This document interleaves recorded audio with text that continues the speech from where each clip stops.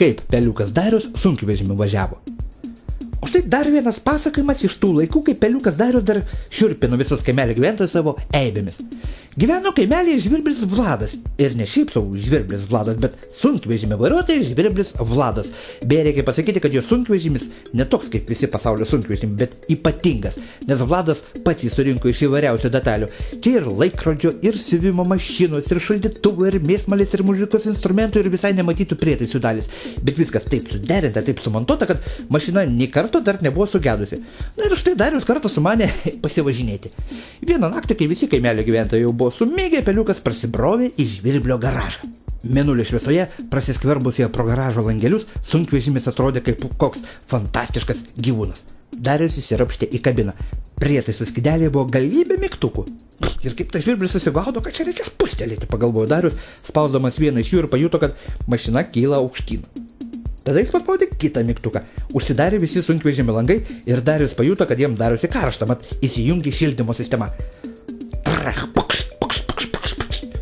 Tai vis dar kylanti mašina pralaužė garažo stogą. Išsigandęs Darius spustelėjo trečią mygtuką ir vos nenumirė iš išgąsčio pasigirdus trankaus maršo garsams. Reikia pasakyti, kad dūdų orkestro muzika buvo pati mėgstamiausia žvirblio Vlado muzika. Peliukas spustelėjo dar vieną mygtuką. Klakt, klakt. Užsirakino visos sunkvežimio duris. Oi, berods įkliuvau, pamanė išdykėlis Darius ir pradėjo spaudyti iš eilės visus mygtukus. Ir tada prasidėjo tikras košmaras.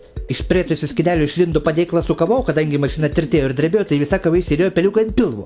Paskui iš vairo šoko pripučiama pagalvė ir pripilojo Dariui prie kaktos iš kažkur atsiradusi sumuštinis obuolių tyrė. Na, o paskui įsivedė variklis ir sunkvežimis paidėjo iš vietos kartu su visu garažu. Darius čiupo už vairo, pamatęs, kad važiuoja tiesiai į Tarakono Augusto namą, bet per staigiai suktelėjo vairą ir peropojęs per kūdrą sunkvežimis pasuko į Meškino Nerijaus bityną. Ar jums kada nors naktį yra tekę pažadinti bites? Tai va, jos būna labai piktos. Na, kaip tik tuo metu atsidarė automobilio langai. Įpykę bitės suprato, kad jos yra kviečiamos užeiti į svečius, ką jos ir padarė. Variklius riaumojo ir nutilo, kai Darius besigindamas nuo bičių paspaudė dar kažkokį mygtuką.